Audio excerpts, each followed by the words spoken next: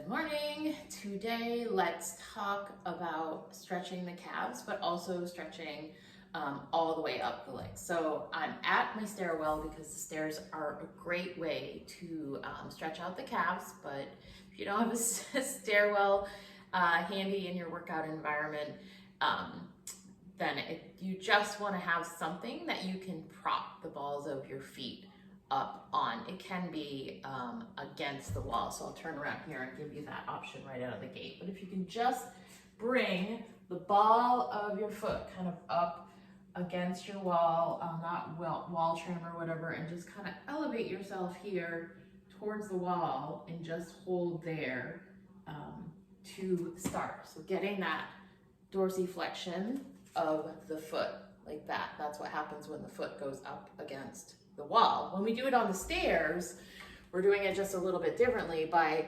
dropping the heel down, okay?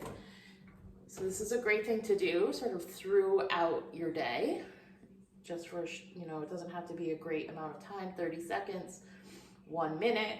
You can do both at one time. If you do one at a time, it's just gonna get a little bit of a deeper stretch. But the other thing that I wanna encourage of you here is that the benefit, if you have some stairs or if you have like some sort of bench or step, like bench step or bench in general that you can elevate a foot on. The other thing we can work on, which is going to sort of translate down from the hips into the calves and the feet and whatnot, is a little bit more of a hip opener, which corresponds with what we've done in the last 2 days of this monthly challenge. So what you're gonna do is bring one foot up, your foot might come up a little bit further if you have longer legs. So I'm just bringing my foot up on my second step, but it could also come up onto the third.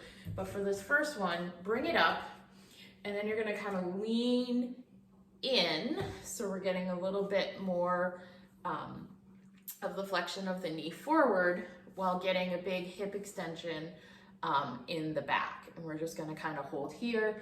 The foot is turned out slightly. You can't really see that, but the foot is turned out slightly here. So we've got a little bit of external rotation as well in that hip. So we're here, we're here, we're here. Again, we don't have to be here for a ton of time.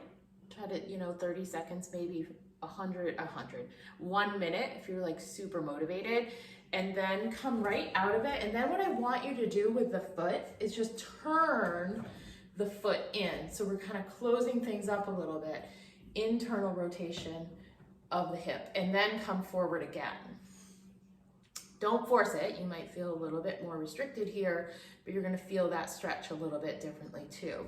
So we're gonna get that stretch on the outside, and then you're also gonna feel that down right into the calf, down towards the heel.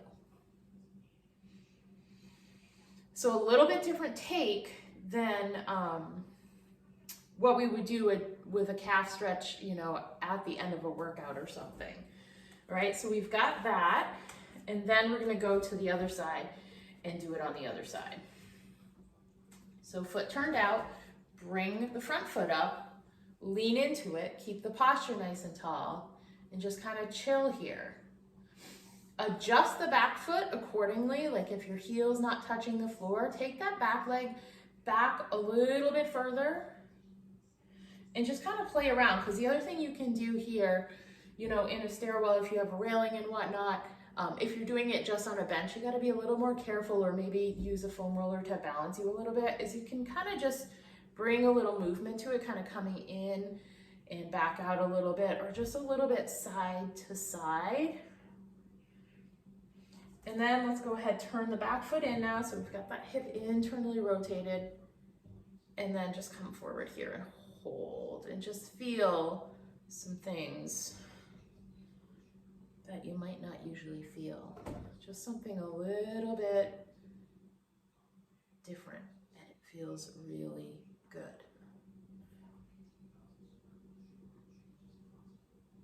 So you might want to start here and then go to the calf stretch, or start with the calf stretch, go to those hip movements and come back to the calf stretch. You can also bend the knee a little bit when you're here, stretching the calf, send that stretch down a little bit lower, holding a little bit. We really don't pay a big attention to the calves really intentionally. So this is just a great one to kind of get into routine because it does impact ankle mobility, and ankle mobility is really important for our squats and our lunges. So this is why I wanted to make sure that we covered this early on. So use it early and often.